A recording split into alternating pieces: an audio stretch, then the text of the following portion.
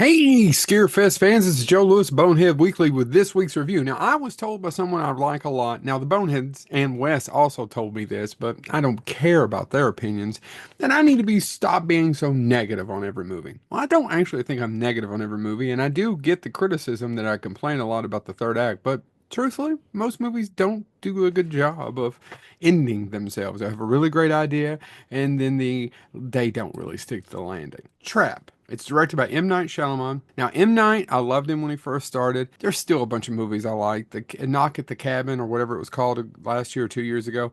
Thought that movie was fantastic, and that had a really good ending. The positives are this: Josh Hartnett plays a serial killer who's taken his daughter to some sort of teen bop concert.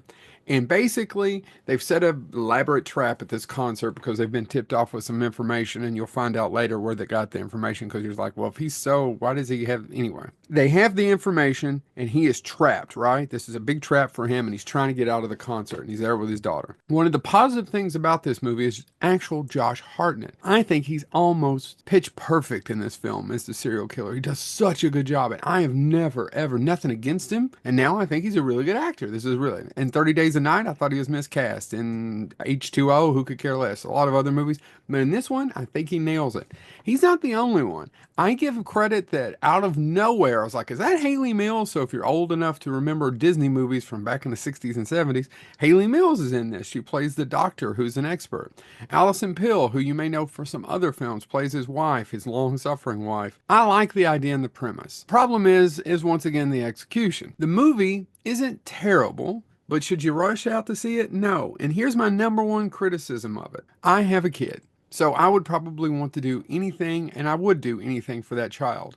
But M. Night's kind of written a movie where 20% of it's a music video with his daughter. The Salika is the name of the performer, and or Lady Raven, and his daughter Salika is playing her, and it's a lot of her music and it's her dancing, and it's not just like a cut to for a minute and cut back. Like it'll 4 or 5 minutes on a song. It's a music video for his daughter. Several music videos for his daughter. It's a little too much, and it takes away from the rest of the movie, and it doesn't quite flow. I get it as a dad why you do it.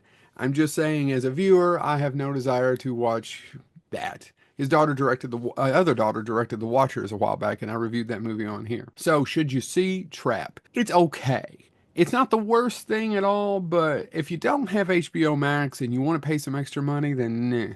But if you do have HBO Max or at Max or whatever it's called, check it out for Josh Hartnett. He's really good in it. I just think he should be in a better movie. His performance is in a better movie. Unfortunately, he's in this movie. It's not one of M. Night's best ones. It's okay. It's on Max. It's not the best thing you ever saw, but Josh Hartnett is really good in it, and it's cool that they brought Haley Mills back out of retirement or wherever she was to do another role. Because I was really, as a fan of movies, I was like, yeah, Haley Mills. Some of you have no idea what I'm talking about right now. Should you watch it? Yeah, it's okay. Is it the worst thing? Is it the best thing? No, it falls in that category that we've talked about on here a lot of times. Does he get away? Does he not?